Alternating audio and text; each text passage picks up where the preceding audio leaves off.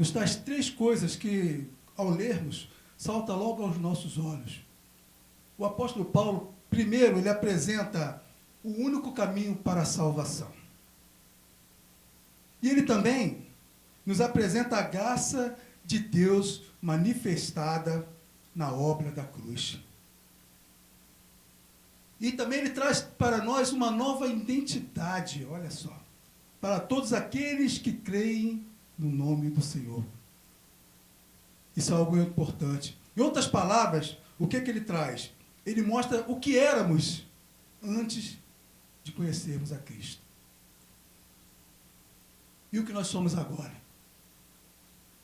Paulo descreve com clareza o que os efésios convertidos naquela ocasião passavam antes de terem um contato com o Senhor. Eles estavam mortos, mortos em suas próprias ofensas e pecados. Isso é algo muito grave. Infelizmente, isso também não é algo diferente conosco nos nossos dias. Como há pessoas desconectadas do Senhor. Como há pessoas que ainda precisam ser alcançadas por esse Evangelho. Vivendo uma vida morta, distante da presença do Pai. Distante da presença de Deus. Meus amados, não existe salvação fora de Jesus Cristo. Não há. Não temos opção. É somente através dele. É somente por ele. Porque antes eles estavam mortos. E morto não esboça reação. Morto, ele não consegue produzir vida. O morto não consegue reagir sozinho. Sem Cristo, era assim que eles estavam, espiritualmente. Porém, no verso 4, há uma virada de chave, Há uma virada. Paulo, ele estabelece uma mudança fundamental nessa antiga condição. Ele declara nesse texto assim, mais Deus. Isso muda tudo, né? Com isso, meus amados, a história ganha outro sentido. Deus, ele intervém. E a partir daí, aquele que estava morto, ganha vida. Aquele que estava perdido, é encontrado. Amém. Aquele que estava sem esperança, passa a viver debaixo da graça e da misericórdia de Deus. Isso é Deus manifestando o seu amor por nós. E se observarmos bem ainda, é nítida a diferença das condições apresentadas antes, que é uma morte espiritual, e a vida que há em Cristo. E isso, meu amado irmão, é manifestação da graça do Senhor.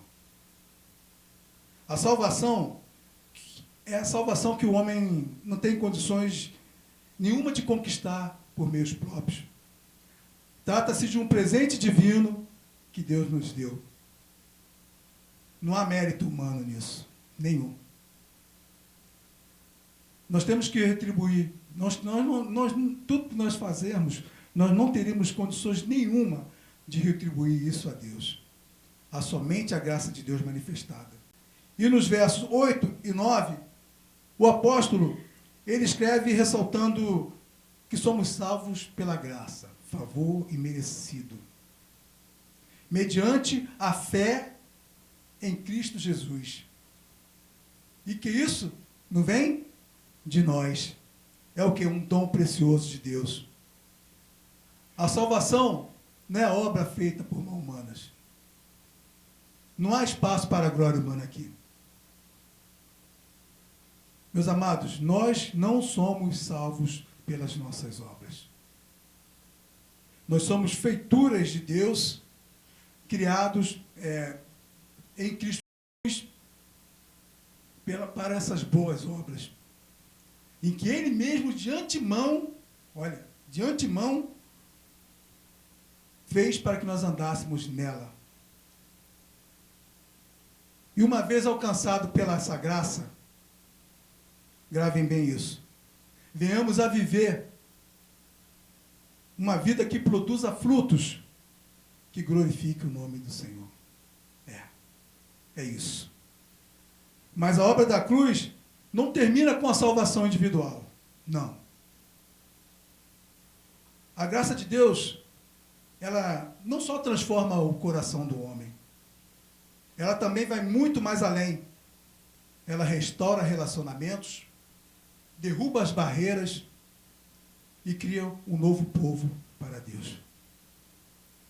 Essa é a graça de Deus. E é exatamente isso que Paulo começa a desenvolver no verso 11. Ou seja, a nova identidade daqueles que foram reconciliados com Deus.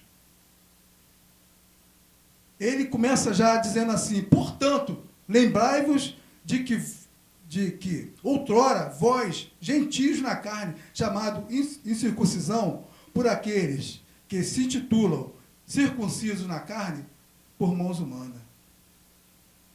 Neste verso ele faz uma exortação direta aos gentios de Efésios, chamando eles a se lembrarem da antiga condição, de como eles viviam antes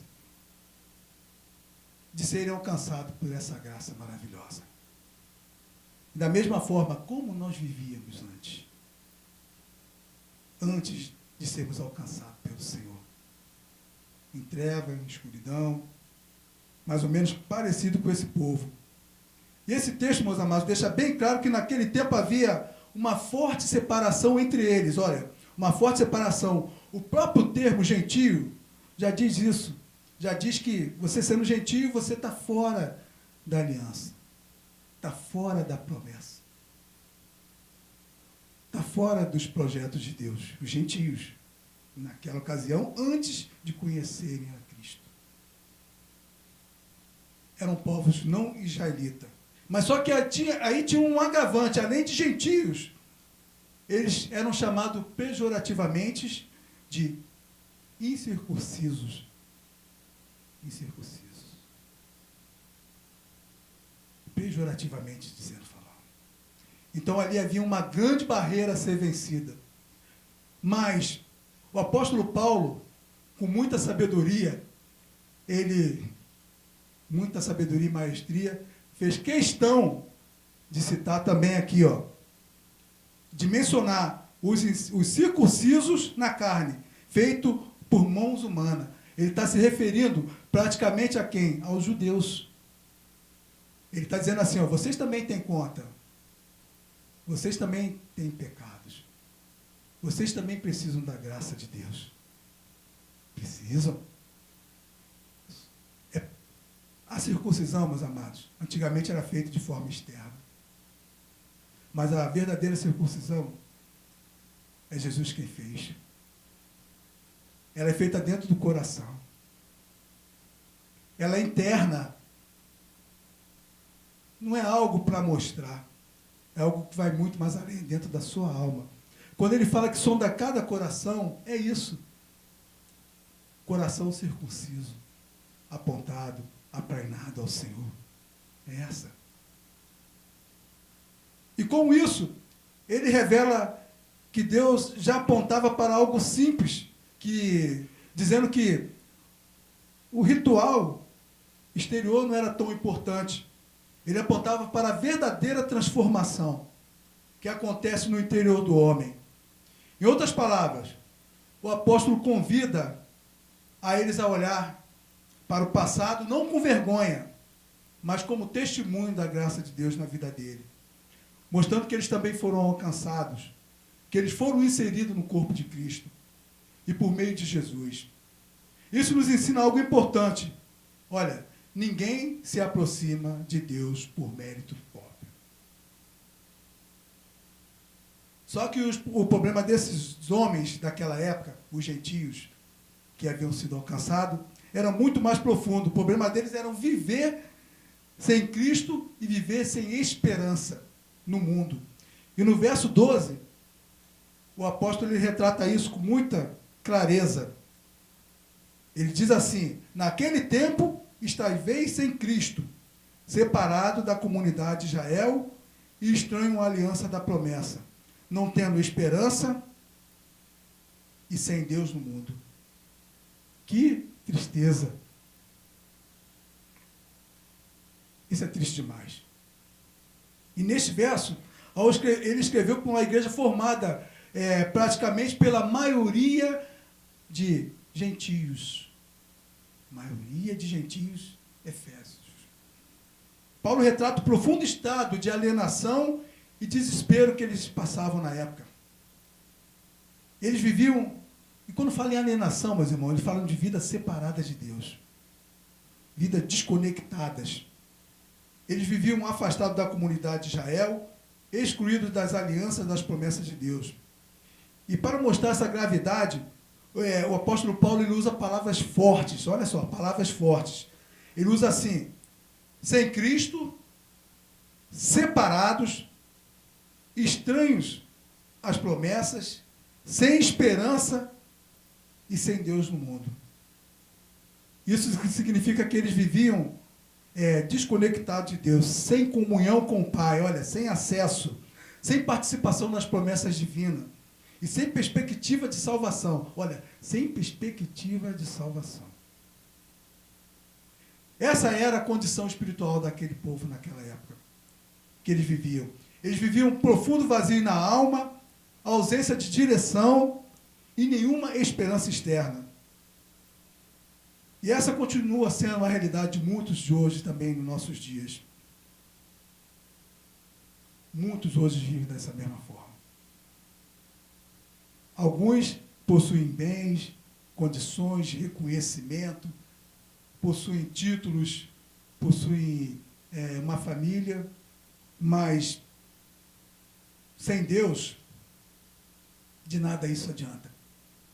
Continua espiritualmente perdido e sem a verdadeira esperança. A verdadeira esperança. Mas, olha, esse versículo ele é muito triste. Mas graças a Deus, olha, mas graças a Deus, a história não termina nesse versículo 12. Quando tudo parecia perdido, Deus intervém com sua divinação, com sua preciosa graça. E no verso 13, Paulo nos apresenta uma das mudanças espirituais mais significativas, olha só, mais significativas nessa passagem bíblica. Aqueles que estavam longe foram aproximados pelo sangue do Cordeiro.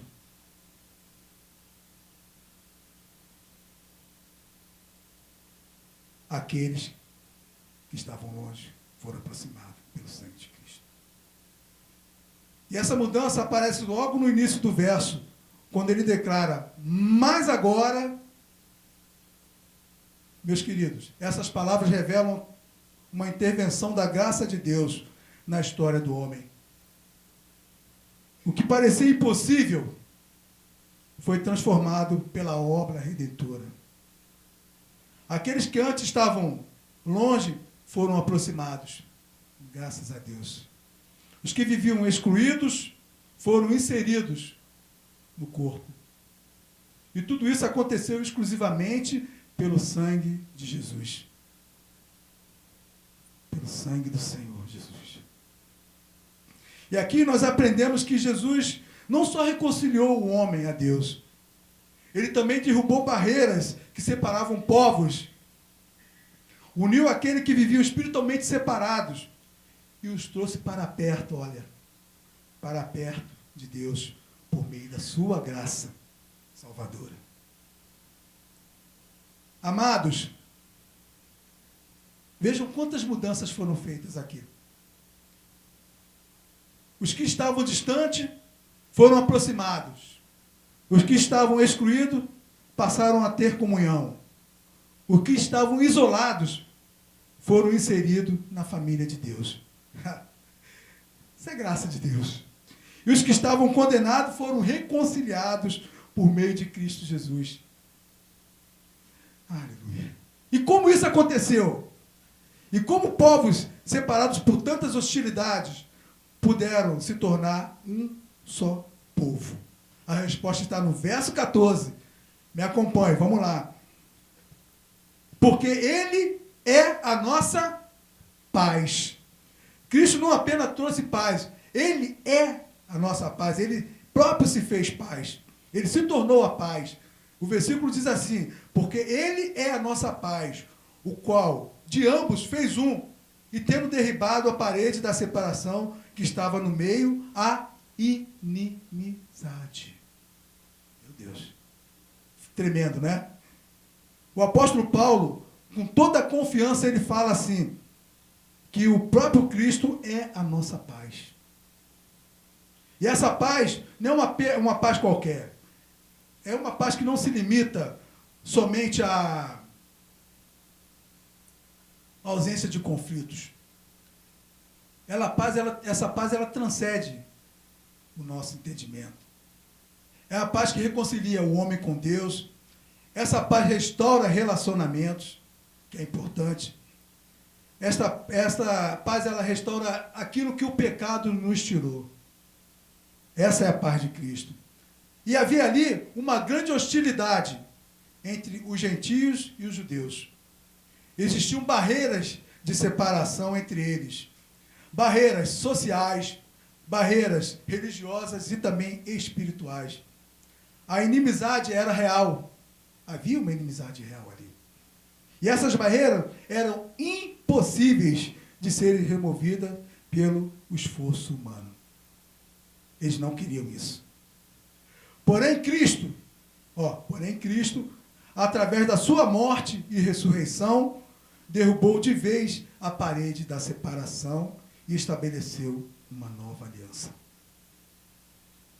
Que une aqueles que antes viviam separados. É Cristo que faz isso, só Ele. Meus amados, a cruz não apenas reconciliou o homem com Deus, ela também produziu unidade entre pessoas que antes estavam distantes umas das outras. E essa é uma verdade atual também no meio da nossa igreja, no meio dos nossos dias. Ainda vivemos num mundo marcado por diferenças, divisões, intolerâncias, mas Cristo continua sendo a única verdadeira fonte de paz e reconciliação no mundo. É Ele. Meus amados, é interessante perceber que o pecado, ele produz separação. Produz. Ele produz separação entre o homem e Deus, produz separação entre pessoas, produz separação entre familiares, e muitas das vezes produz separação dentro do próprio coração. A pessoa não consegue se perdoar pelo aquilo que fez. Tem pessoas que às vezes elas se sentem menores. Eu pequei, Deus não me perdoou, eu não sou digno, eu não posso voltar, a igreja não vai me receber. Lança isso fora. O seu lugar é aqui. O seu lugar é perto do Senhor. Você fora do Senhor, você é alvo. Você está vulnerável. E o pecado, meus irmãos, ele é como uma parede construída. Tijolo a tijolo, olha só. Mágoas, orgulho, preconceitos, feridas, divisões de todo tipo de pecado. E quanto mais a gente deixa isso crescer, mais difícil é de derrubar essa parede. Mas Paulo mostra que aquilo que o homem não conseguiu derrubar durante anos, Cristo derrubou em um único ato. O ato da cruz. Ele derrubou. A igreja do Senhor, meus amados, este verso, ele nos convida a viver uma vida de unidade. A viver uma vida de comunhão e a desfrutar exclusivamente da paz que somente Ele pode nos dar. E Paulo continua desenvolvendo esse pensamento no verso 15. Ele mostra que a cruz não apenas removeu a separação, mas também criou uma nova realidade, em Cristo Jesus. Ele diz assim: aboliu na sua carne a lei dos mandamentos na forma da ordenação, para que dois criassem em si mesmo um homem, um novo homem, fazendo a paz. Neste verso, Paulo ele afirma que aboliu a lei do mandamento das ordenanças. E isso ele não está dizendo que as leis de Deus eram mais, mas que Cristo ele cumpriu todas as exigências cerimoniosas que tinham naquela época, removendo também as barreiras, porque os judeus eles se achavam superiores porque tinham cumprido todo o cerimonial religioso. Mas Cristo cumpriu isso por nós. Aqueles que viviam divididos, agora são unidos em um só corpo pela graça de Deus. Tanto judeus e gentios foram reconciliados com Deus por meio de um único sacrifício. Em Cristo, Deus formou um novo homem, uma nova humanidade reconciliada com Ele. As barreiras foram derrubadas. Houve ali, a inimizade praticamente foi vencida. A inimizade foi vencida. A cruz estabeleceu um novo padrão de relacionamento, fundamentado na reconciliação e na comunhão e também na unidade. Meus amados, a paz produzida por Jesus vai muito mais além de uma simples convivência externa. Ela reflete o propósito eterno de Deus para nossas vidas. E nós, como a Igreja do Senhor, somos chamados a vivermos e a testemunhar essa paz no mundo. Nós, é nossa responsabilidade. E no mundo, e tem mais, em um mundo marcado por divisões. Porém, a maior necessidade do homem não era apenas reconciliar-se com outra pessoa. Era muito mais do que isso. Era reconciliar-se com o próprio Deus. E é exatamente isso que Paulo revela no verso 16. A cruz não apenas derrubou as barreiras humanas, ela também abriu um caminho para que os pecadores pudessem ter acesso ao Pai. E no verso 16, ele diz assim: e reconciliasse ambos em um só Deus. Reconciliasse ambos em um só corpo com Deus, por intermédio da cruz, destruindo por ela a inimizade. A cruz destruiu barreiras. Amém? As barreiras que mantinham os judeus separados e fez surgir um só povo. Um só povo, olha. Esse povo é a igreja do Senhor. É o corpo de Cristo aqui na terra. Isso demonstra que a obra da cruz vai muito mais além de promover a união entre dois povos. Ela insere em uma mesma realidade espiritual. Mesma realidade espiritual. Reconciliando reconciliando todos nós com o Senhor.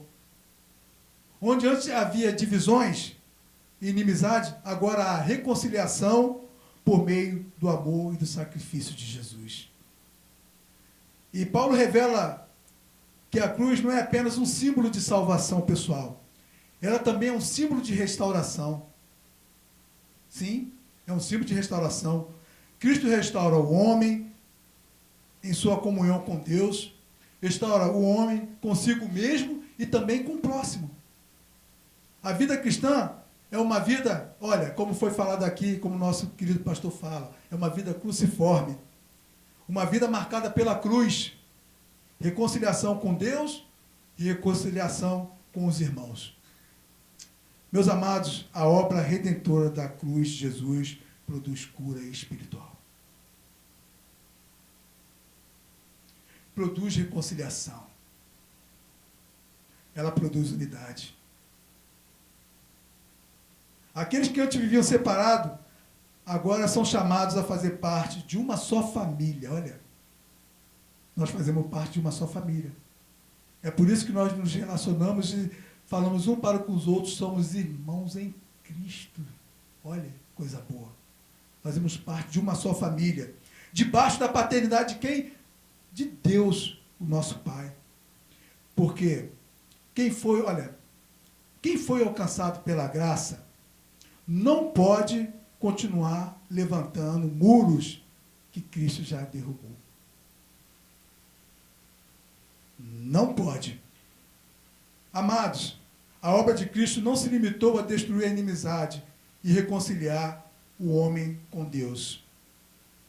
Depois de estabelecer a paz por meio da cruz, ele também veio anunciar essa paz àqueles que estavam longe e àqueles também que estavam perto. E é exatamente isso que Paulo fala no verso 17, que diz assim: e vindo, evangelizou paz a vós outros que estáveis longe e também aos que estavam perto.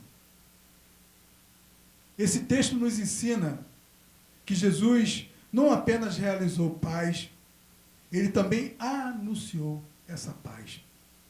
E a proclamou tanto para gentios que estavam longe, como também para os judeus que estavam perto. Ele colocou todos eles em pé de igualdade. Falou assim: aqui ninguém é melhor do que ninguém, olha, vem para cá, ó, você também tem contas a pagar. Todos têm contas. E a divisão existia entre aqueles dois povos, foi vencida pela obra da cruz. A comunhão que havia sido rompida pelo pecado foi restaurada por meio da cruz. E por meio de Cristo, Deus forma um povo unido pela graça salvadora. Amém? O caminho da salvação foi aberto para todos. Não passou a ser mais exclusividade dos judeus. E agora, independente da origem, todos aqueles que creem podem experimentar a paz com Deus por meio de Cristo Jesus. Todos. A paz anunciada por Cristo produziu algo valoroso na vida daqueles irmãos. Aqueles que antes estavam longe puderam se aproximar livremente de Deus.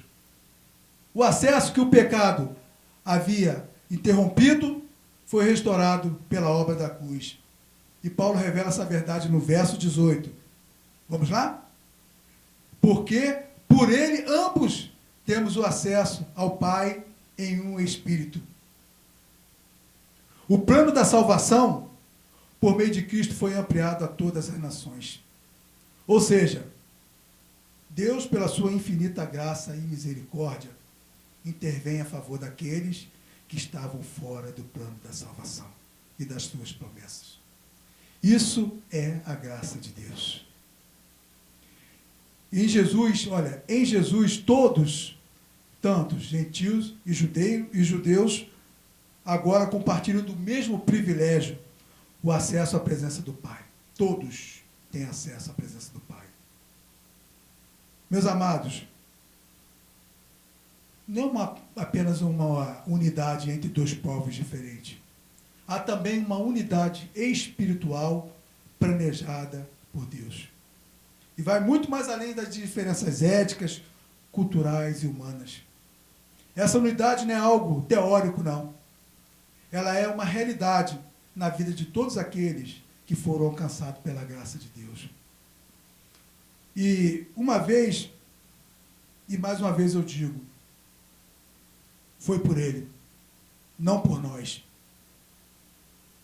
Não há mérito no esforço humano aqui, não há. O acesso ao Pai foi concedido por meio da obra da cruz e a atuação do Espírito Santo de Deus. Obra da cruz e Espírito Santo. Estamos unidos pelo mesmo Espírito. Olha, mesmo Espírito. E esse mesmo Espírito também une não só nós a Deus, como uns aos outros. Olha para o lado aí e fala para o teu irmão aí, olha. Você está unido pelo mesmo Espírito. Nós somos irmãos. As barreiras devem cair. Nós somos irmãos. Mesmo Espírito. O mesmo Espírito. Aleluia, Jesus. Nós dependemos de Deus, meus amados. Nós dependemos de Deus e dependemos um dos outros. Nós dependemos um dos outros.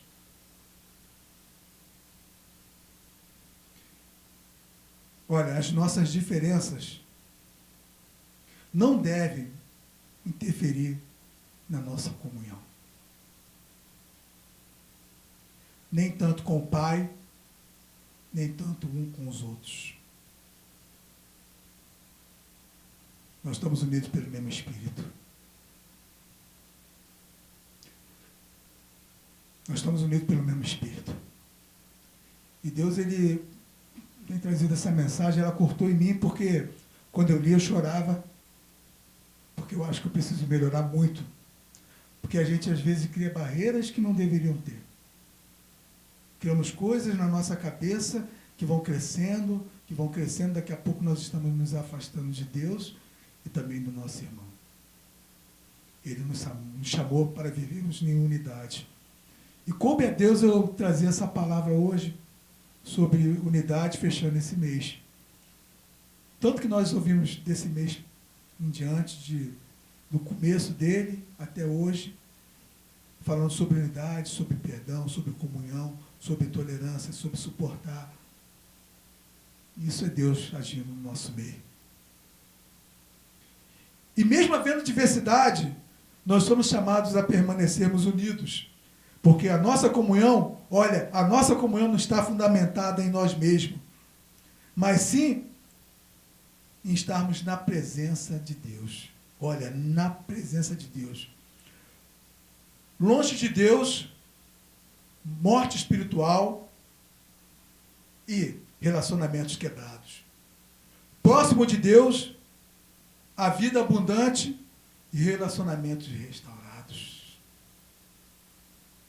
Por isso, meus irmãos, devemos desfrutar diariamente dessa presença que Deus conquistou na cruz por nós, através da vida e a morte de Jesus. Desfrutemos disso. Não abra mão disso, não. Quanto mais você estiver na presença de Deus, mais você vai conseguir se relacionar com seus irmãos. O acesso ao Pai, por meio de Cristo, transformou a nossa identidade. Já não somos mais estrangeiros e nem separados de Deus. Pela graça, fomos recebidos na família. Na família de Deus. Que privilégio, olha aí. Quem faz parte da família de Deus? Nós. E passamos a fazer parte do seu povo, olha. E é exatamente essa verdade que revela no verso 19. Ele diz assim: assim já não sois estrangeiros e peregrinos, mas concidadãos dos santos, e sois da família. Está dentro? Estou dentro. Família de Deus.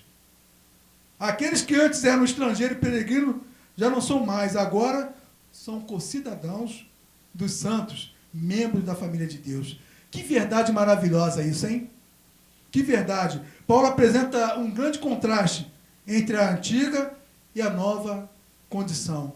Aquele que antes estava longe, agora pertence ao povo de Deus. Aquele que antes era excluído, agora fazem parte da família de Deus. Olha que maravilha. Isso é bênção. Essa é a condição por meio de Jesus Cristo. Ele também nos concede uma nova identidade. E essa é uma grande bênção. Isso por si só, que nós falamos aqui, nesse verso 18, já é motivo de nós sairmos daqui radiante, falando assim, olha, já está tudo resolvido, está consumado, sou povo adquirido, raça eleita, olha só, faço parte da família de Deus. Não tem família melhor, sacerdote real, povo santo, olha, só coisa boa.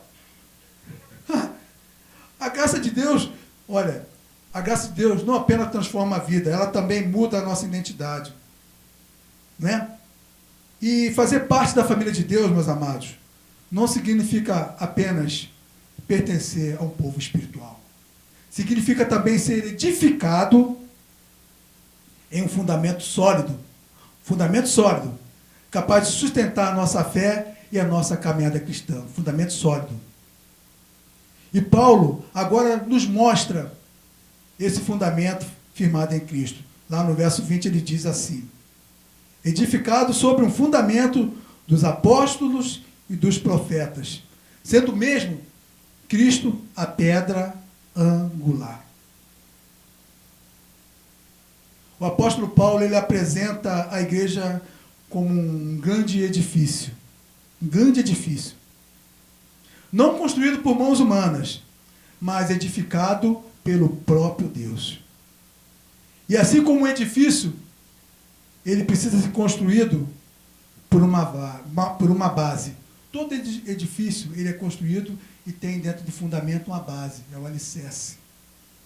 E a igreja também possui um fundamento. Ela é edificada sobre o fundamento dos apóstolos e dos profetas. Aí você pode estar se perguntando, mas pastor, esse fundamento, apóstolo e profeta,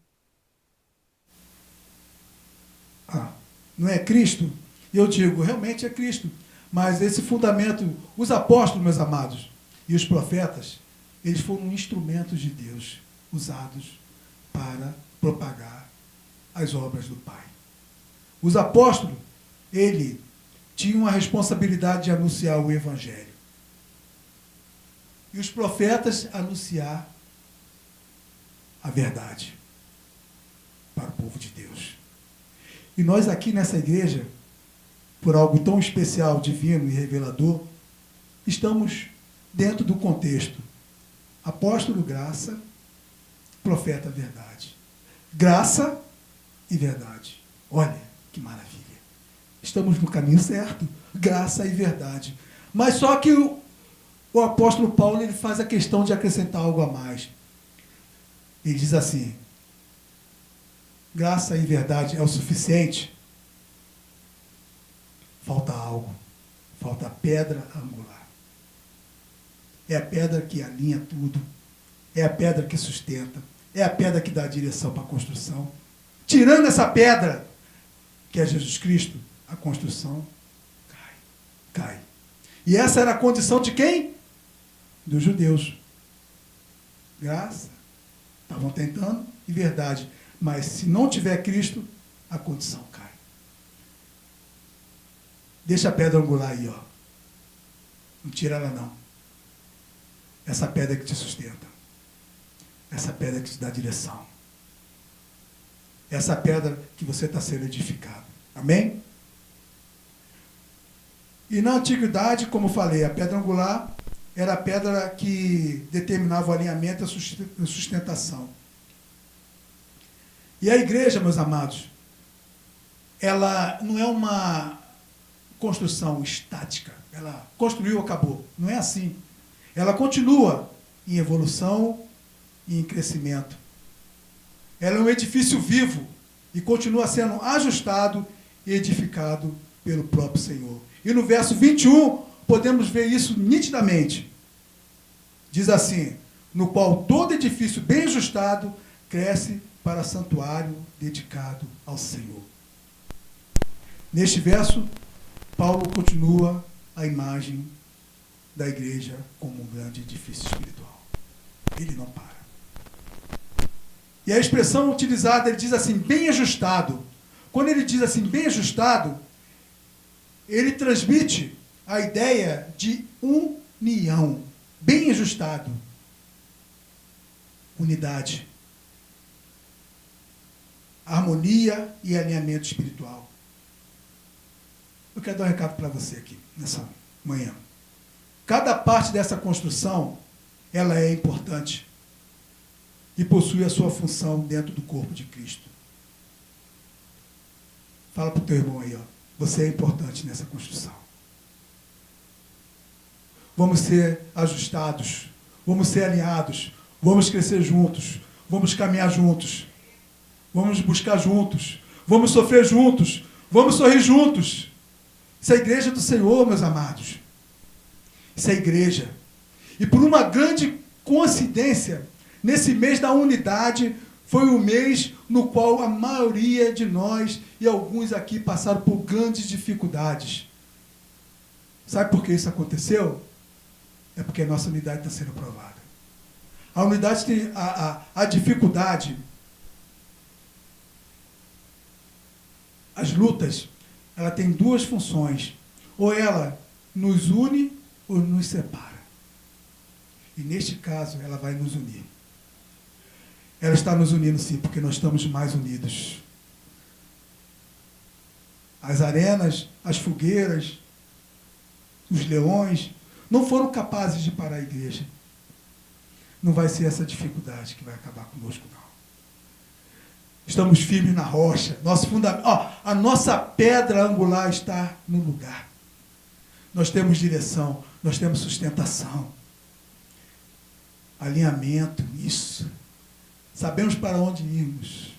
É Deus falando conosco nessa manhã, meus amados. É Deus falando conosco. E isso nos ensina que a igreja, para crescer de forma saudável, deve haver unidade. Unidade. Comunhão, cooperação entre os irmãos. Esse crescimento é um processo contínuo, olha. Ele continua. Pois a igreja não é uma construção estática, ela não fica parada. A igreja vai estar sempre em crescimento. Sempre. Sempre em crescimento. E ela tem um dono. Não sou eu, não é o Afrânio, não é Tariel, não é nenhum desses nomes que você conhece. É o Senhor. E esse dono, ele a edifica constantemente. Para a sua própria habitação ainda. Olha, ele a edifica constantemente para a sua própria habitação, tornando um santuário dedicado para mim, para você? Não, para ele. Você é um santuário do Senhor. Você é um santuário do Senhor. Eu sou o santuário do Senhor. Nós somos o santuário do Senhor. Amados irmãos, e como tempo dedicado ao Senhor, não devemos limitar a presença dele somente a este ambiente aqui. Somente a esta igreja aqui. Antes, ele habitava nos templos construídos por mão de homens. Hoje, ele habita em mim e em você. Não é mais o homem alcançando a Deus em um templo. É Deus vindo habitar no meio de nós. Isso é graça de Deus. É Deus vindo habitar no meio de nós. E no verso 22, ele diz assim: no qual também vós juntamente está sendo edificado para a habitação de Deus no Espírito. No Espírito. Meus amados, esta construção não para. A obra está a todo vapor. Ela continua em andamento até o dia de hoje. E vai ser até quando Cristo vier nos buscar, ou nós irmos até Ele. Essa construção não vai parar. O nosso relacionamento com Deus deve ser diário, constante, pois só assim nós conseguiremos nos relacionarmos com os outros. Este verso nos convida a refletir sobre a condição de sermos a habitação do Senhor. Você é a habitação do Senhor? Amém. Ele nos leva a examinar a nossa própria vida e a considerar se estamos vivendo de maneira que corresponda a essa nova identidade que Ele nos concedeu através de Cristo Jesus. Aí entra a nossa parte. Se somos a habitação de Deus, nossos pensamentos precisam glorificar a Deus. Se somos a habitação de Deus, as nossas palavras precisam glorificar a Deus. Se somos a habitação de Deus, os nossos relacionamentos precisam glorificar o Senhor. Se somos habitação de Deus, as nossas atitudes precisam glorificar o nome do Senhor. Meus amados, se somos a habitação de Deus, toda a nossa vida precisa refletir a presença daquele que habita em nós. É isso. E para concluir, A igreja não é um ajuntamento de pessoas. A igreja é um povo que carrega as marcas de Cristo. Aleluia.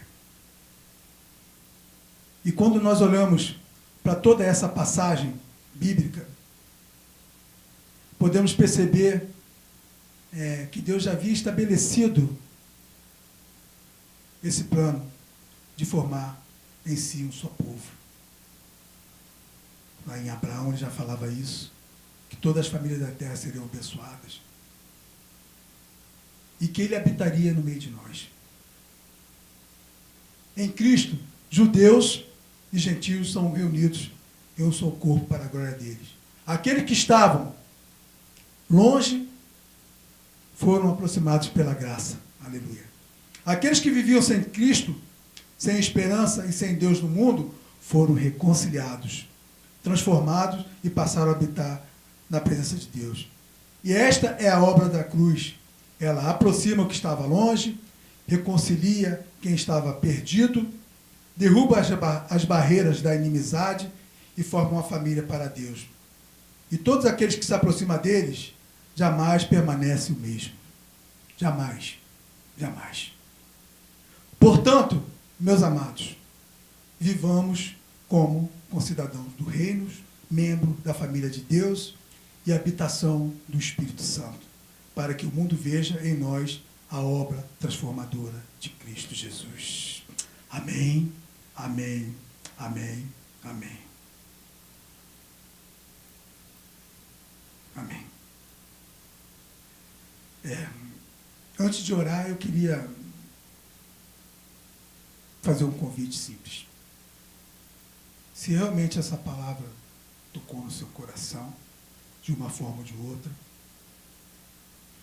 talvez no meio dessa mensagem, alguns estivessem desligados, alguns estivessem atentos, e perceberam que existem coisas que precisam ser rompidas, barreiras que só você e Deus sabe.